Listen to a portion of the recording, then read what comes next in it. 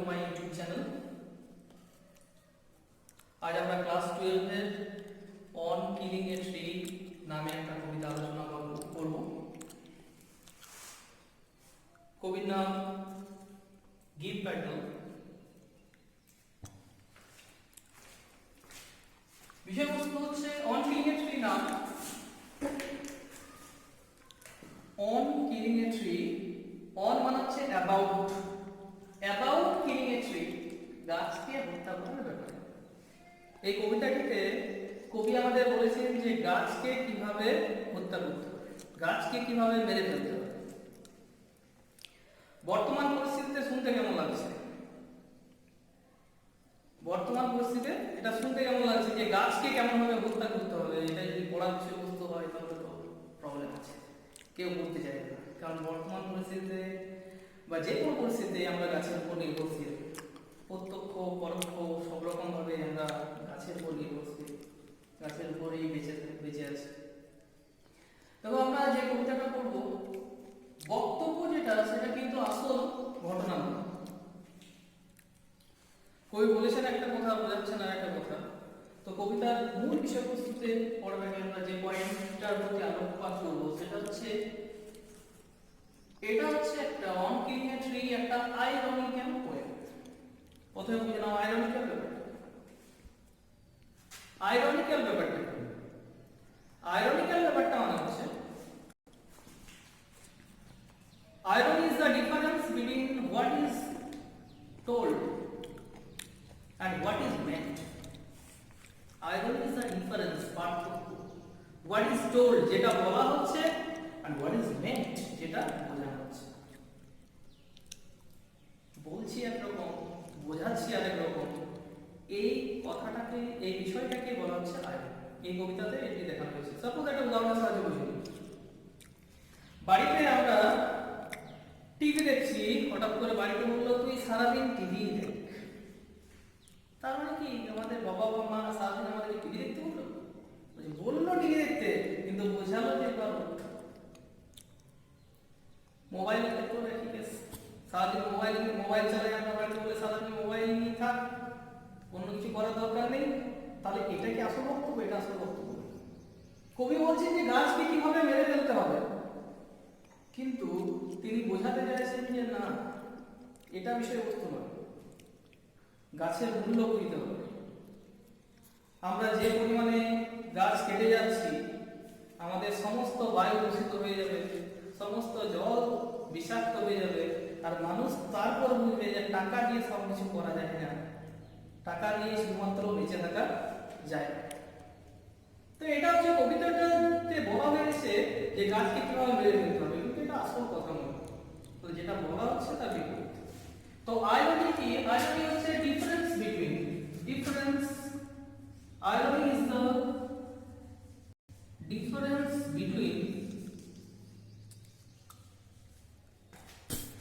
what is told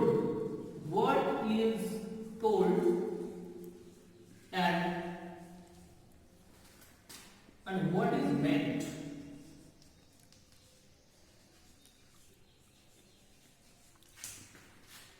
Irony is the difference, irony হচ্ছে পার্থক্য, between মধ্যে, what is told যেটা বলা হলো and what is meant যেটা বোঝা হলো। বলা হচ্ছে গাছকে কিভাবে মেরে ফেলতে হবে, এটা মনের কথা নয়। আসলে বিষয়বস্তুটা হচ্ছে গাছকে কিভাবে বাঁচিয়ে রাখতে হবে। আমরা যদি বেঁচে থাকতে চাই, পরবর্তী প্রজন্মের জন্য যদি পৃথিবীকে সুস্থ রাখতে চাই, তাহলে গাছের রক্ষা করতে হবে। এটা হচ্ছে মূল বিষয়বস্তু। তাহলে কবি এক ধরনের রাগ থেকে বিষয়বস্তুটা এই কবিতাটা বলেছে। আর ছোট ঘটনা বলি, যে একজন বাচ্চা মেয়ে পড়তে বসতে চাইছে না, তখন সারাদিন পড়ছে না, টিভি দেখছে, খেলছে। তো বাবা বলবে ঠিক আছে, বইগুলো সরিয়ে দিচ্ছি, তুই সারাদিন খেল, সারাদিন টিভি দেখ, ঠিক আছে। তখন কি হবে? তো সারাদিন যে বলছে যে খেলো, সারাদিন টিভি দেখো, তাহলে কি সারাদিন এই কথাটা কি বলতে যাচ্ছে না? পড়াশোনাটাকে যে করতে হবে সেটা বোঝাতে চাওয়ার জন্য এটা এক ধরনের রাগের অবস্থা। তো কবিতার বিষয়বস্তুটা হচ্ছে তাই। ঠিক আছে, কতগুলো পয়েন্ট তুলে ধরবো। রিটেন ইন ফ্রি ভার্স, মুক্ত ছন্দে লেখা, অর্থাৎ এখানে কোনো ছন্দ মেনটেন করা হয়নি। আমরা জানি যে কবিতার শেষে যে শব্দগুলো যে একটা মিল থাকে, এখানে রয়েছে ট্রি, নাইফ, ব্রোন, আর্ট, স্পিডিং, কোনো আমরা ছন্দের মিল দেখতে পাই না। তাছাড়া সিলেবল ওয়াইজ যেমন আমরা সনেট মানে দেখতে পাই আয়ান্তিক পেন্টামিটারে লেখা, অর্থাৎ 5টা সিলেবল থাকে, সিলেবল 10টা থাকে, 5টা মিটারে ভাগ থাকে। তো এই ধরনের কোনো পার্টিকুলার রুলস অর্থাৎ রেটরিক বা প্রসোডিক যে রুল সেটাকে মেইনটেইন করা হয় না। পয়েন্টগুলো মনে রাখতে হবে। Written in free verse. 2 number point, it is a conversational poem.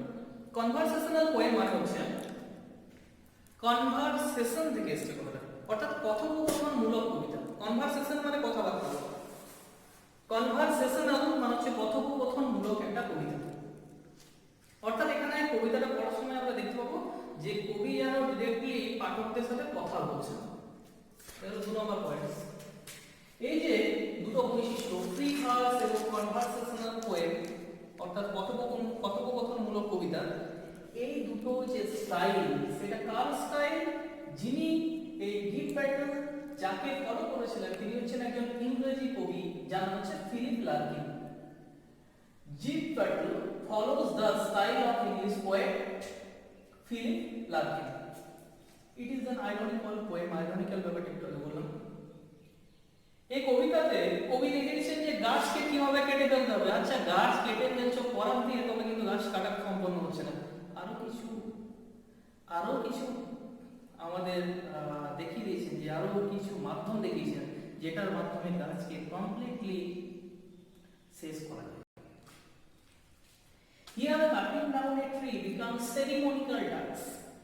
এখানে গাছ কাটাটা কবি যেমন ভাবে কবিতাতে তুলে ধরেছেন যেন এটা এক ধরনের সেরিমনিক্যাল ডান্স, অর্থাৎ উদযাপন করছেন বিষয়টাকে। গাছ কাটা একটা অনুষ্ঠান, পিকনিকের মতো ব্যাপার। আমরা কবিতাটিতে ডাইরেক্ট যাব, যেখানে বলা হয়েছে যে গাছ কিভাবে কেটে ফেলতে হবে। তার আগে টাইটেলটা দেখো দেখি, অন কিলিং এ ট্রি, গাছকে হত্যা করার বিষয়ে। এই যে গাছ কাটার ক্ষেত্রে আমরা যে শব্দটা ব্যবহার করি সেটা হচ্ছে কিলিং এর বদলে আমরা ব্যবহার করি কাট। কাটিং এ ট্রি আমরা বলি, কিলিং এ ট্রি বলি না। কবি কেন বললেন? কারণ কবি মনে করেন যে মানুষের জীবন আছে, তো গাছেরও জীবন আছে, এটা তো আমরা জানি, কিন্তু গাছ কাটাটা মানুষ হত্যার চেয়ে কোনো অংশে কম নয়। এটাকে বোঝানোর জন্য তিনি ব্যবহার করেছেন কি কিলিং এ ট্রি। কবিতাতে আমরা দেখতে যাচ্ছি directly, it tax much time to kill a tree. ইট হচ্ছে ইন্ট্রোডাক্টরি একটা শব্দ। ইন্ট্রোডাক্টরি মানে শুরু, কোনো সেন্টেন্স শুরু করার সময় আমরা ইট শব্দটাকে ব্যবহার করি। অনেক ক্ষেত্রে বলতে পারি, যেমন বৃষ্টি হইতেছে, ইট ইজ রেইনিং।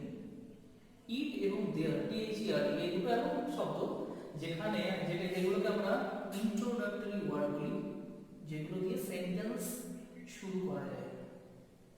টেক্স মানে নেয়, তাহলে ইহা নেয় বা এটি নেয় মাছ টাইম, বেশি সময়, টু কিল এ ট্রি, একটা গাছকে হত্যা করতে। একটা গাছ হত্যা করতে বেশি সময় লাগে। যে মাছ টাইমটা আন্ডারলাইন করলাম, এখান থেকে প্রশ্ন আছে। It takes much time to kill a tree. গাছকে হত্যা করবো বললে করা যায় না, টেকনিকগুলো শেখাতে হবে। তুমি কি করছো, করাত দিয়ে কেটে নিয়ে চলে যাচ্ছ, গাছ মারা যাবে, সেটা নয়। Not a simple jab of knife will do it. একটু সাজিয়ে এখান থেকে পড়ছি, a simple jab of knife. Simple মানে হচ্ছে সাধারণ, জ্যাব মানে হচ্ছে আঘাত, অফ নাইফ মানে ছুরি। এখানে ছুরি বলতে শুধুমাত্র, নাইফ বলতে শুধুমাত্র ছুরি নয়, গাছ কাটার জন্য যেগুলো আমরা ব্যবহার করি, করাত জাতীয় সবগুলোকে বলছি। A simple jab of knife, ছুরির একটা সাধারণ আঘাত। উইল নটটাকে এবার এখানে নিয়ে চলে আসছে, একটু সাইড দিচ্ছি। উইল নট ডু ইট, ছুরির একটা সাধারণ আঘাত। উইল নট ডু, করতে পারবে না, মানে এটা বলতে পারবে না, এটা করতে পারবে না, কোনটা করতে পারবে না, কিল এ ট্রি। তাহলে লাইনটা হলো a simple jab of knife, ছুরির একটা সাধারণ আঘাত, এটা করতে পারবে না, অর্থাৎ গাছকে হত্যা করতে পারবে। এখানে ফার্স্ট লাইনটা সম্পর্কে কতগুলো প্রশ্ন আছে একটু আলোচনা করে দিই। It takes much time to kill a tree. Direct প্রশ্ন আছে, how much time does it take to kill a tree? গাছ কাটতে কত সময় লাগে? আমরা বলবো it takes much time to kill a tree.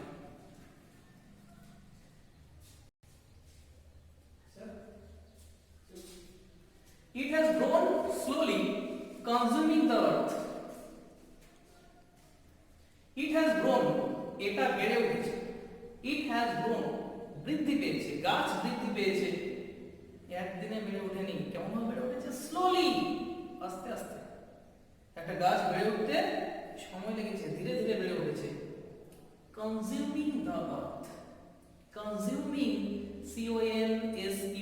CONSUMING, consuming মানে হচ্ছে শোষণ করে, the earth, পৃথিবী, পৃথিবী শোষণ করে, অর্থাৎ কি? consuming মানে হচ্ছে taking nutrients, taking মানে হচ্ছে নিয়ে, taking nutrients, পুষ্টি,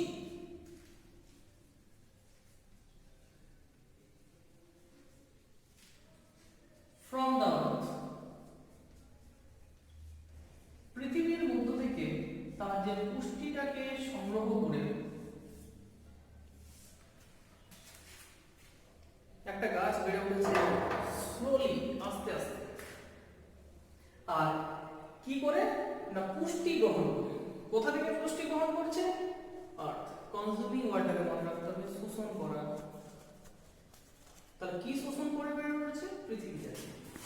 রাইজিং আউট অফ ইট, এটা থেকে বেরিয়েছে।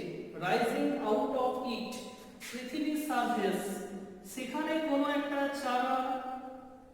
চারা গাছের যে অঙ্কুর সেটা ছিল, এবার পৃথিবী বিদীর্ণ করে বেরিয়ে উঠেছে। তাহলে পৃথিবী, আমরা জানি চারা গাছের যে বীজগুলো প্রথমে পোতা হয়, সেখান থেকে বেরিয়ে ওঠে। তাহলে it has Ryzen out of it, একটা গাছ রাইজিং উঠে আসে আউট অফ ইট, এই পৃথিবী থেকে। ফিডিং আপন ইটস ক্রাস্ট, ফিডিং মানে হচ্ছে খাদ্য গ্রহণ করা। খাদ্য গ্রহণ করে কোথা থেকে? এর ক্রাস্ট থেকে। পৃথিবীর যে ক্রাস্ট, ক্রাস্ট মানে হচ্ছে পৃথিবীর উপরিভাগ, ঠিক আছে? ক্রাস্ট মানে হচ্ছে upper layer of the earth, upper layer, পৃথিবীর যে উপরির অংশ। আমরা জানি যে পৃথিবীর মানে কতগুলো কেন্দ্রমণ্ডল পর্যন্ত কতগুলো ভাগে ভাগ আছে। তো পৃথিবীর যে উপরিভাগ, সেই উপরিভাগ থেকে সে খাদ্য সংগ্রহ করে, অ্যাবজর্বিং, শোষণ করে, years of sunlight, air, water, শোষণ করে অনেক বছরের সূর্যালোক, বাতাস, জল। এখান থেকে কতগুলো ওয়ার্ড যেটা আসে সেটা হচ্ছে what does a tree absorb. একটু কনফিউজ হলে চলবে না, একটা ওয়ার্ড আছে অ্যাবজর্বিং, একটা ওয়ার্ড আছে কনজিউমিং। প্রশ্ন যদি বলে যে অ্যাবজর্বিং অর্থাৎ কি কি অ্যাবজর্ব করে, দুটোরই মানে শোষণ করা। যদি বলে যে কি কি অ্যাবজর্ব করে, তখন আমরা কি বলবো? Years of sunlight, air, water, সূর্যালোক, বাতাস এবং জল। যদি বলা হয় যে কি কি কনজিউম কি করে, কনজিউমের মানেটা জিজ্ঞাসা করতে পারে যে কনজিউমিং মানেটা কি? টেকিং নিউট্রিয়েন্টস, পুষ্টি গ্রহণ করা ফ্রম দ্য আর্থ। আর কোথা থেকে কনজিউম করে? না পৃথিবী থেকে। তাহলে where from does a tree consume? What does a tree consume? যদি প্রশ্ন আসে তাহলে অর্থ, আর যদি প্রশ্ন আসে অ্যাবজর্বিং দিয়ে একটি প্রশ্ন, তাহলে হবে সানলাইট, এয়ার, ওয়াটার। পরপর লেখার চেষ্টা করতে হবে। সানলাইট, সূর্যালোক, বাতাস এবং জল। And out of its leprous height, out of, বাইরে থেকে, এটা leprous height মানে হচ্ছে কুষ্ঠ রোগ সংক্রান্ত। leprous মানে হচ্ছে কুষ্ঠ রোগ সংক্রান্ত, height মানে হচ্ছে what চামড়া। what আমরা বললে হবে না। তো height মানে হচ্ছে গাছের চামড়া বলতে গাছের বাক, গাছের যে ছাল। লেপ্রাস ওয়ার্ডটা আমরা একটু শুনেছি, যেখান থেকে এসেছে সেটা হচ্ছে লেপ্রসি, কুষ্ঠ রোগ। সেখান থেকে লেপ্রসি থেকে লেপ্রাস মানে কুষ্ঠ রোগ সংক্রান্ত। আমরা যখন গাছের ছালগুলো দেখি সাধারণত গাছের ছাল কি থাকে একটু অমসৃণ হয়, এগুলো কি প্রবলেম। তো গাছের যে অমসৃণ ছাল সেটাকে বলা হচ্ছে লেপ্রাসাইট। গাছের ওই অমসৃণ ছাল থেকে কাণ্ডের যে ছাল, কাণ্ডের উপর যে ছালটা রয়েছে সেখান থেকে স্প্রাউটিং মানে বের হয়, লিভস মানে হচ্ছে পাতা, সেখান থেকে পাতা বের হয়। স্প্রাউটিং মানে হচ্ছে বের হয়, যার মানে জিজ্ঞাসা করা হয় এটা হচ্ছে বাড়ি। স্প্রাউটিং মানে হচ্ছে বাড়ি বের হয়। প্রশ্ন আছে কোথা থেকে পাতা বের হয়? Sprouting leaves. Where from does the leaves sprouts out? কোথা থেকে বের হয় সেটা অ্যানসারটা হবে লেপ্রাস হাইট। আর এখানে লেপ্রাস হাইটটা আমাদের প্রশ্ন আছে, what do you mean by the phrase leprous height?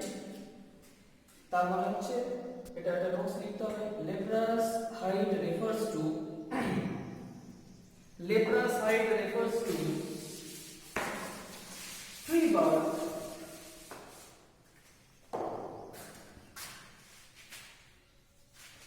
leprous height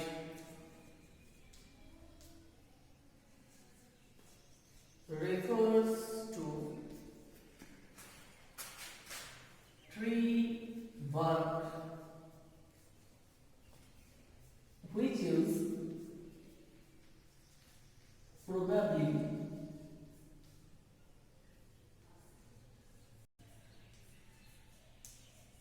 rough and has marks. লেপ্রাসাইট থেকে আলাদা প্রশ্ন আসছে। লেপ্রাসাইটের অ্যানসারটা হবে লেপ্রাসাইট রেফার্স টু ট্রি বার্ক। লেপ্রাসাইট বলতে গাছের ছালকে বোঝাচ্ছে, কাণ্ডের উপর যে ছালটা থাকে সেটাকে বোঝাচ্ছে। which is probably probably যেটা সম্ভবত রাফ খসখসে and has marks এবং যেখানে দাগ রয়েছে। এটা আমাদের ফার্স্ট পার্ট, একটু সংক্ষেপে বলে দিই। it takes much time to kill a tree, গাছকে হত্যা করতে অনেক বেশি সময় লাগে। ছুরির একটা সাধারণ আঘাত দিয়ে বা করাত দিয়ে গাছকে হত্যা করা যাবে না। এটা স্লোলি অর্থাৎ খুব আস্তে আস্তে বেড়ে উঠেছে, পৃথিবীটাকে শোষণ করে পৃথিবী থেকে এটা বেরিয়ে উঠেছে এবং খাদ্য সংগ্রহ করেছে পৃথিবীর যে উপরিভাগ থেকে। অনেক বছরে সূর্যালোক, বাতাস, জল শোষণ করেছে। লেপ্রাসাইটের মানেটা এখানে বললাম।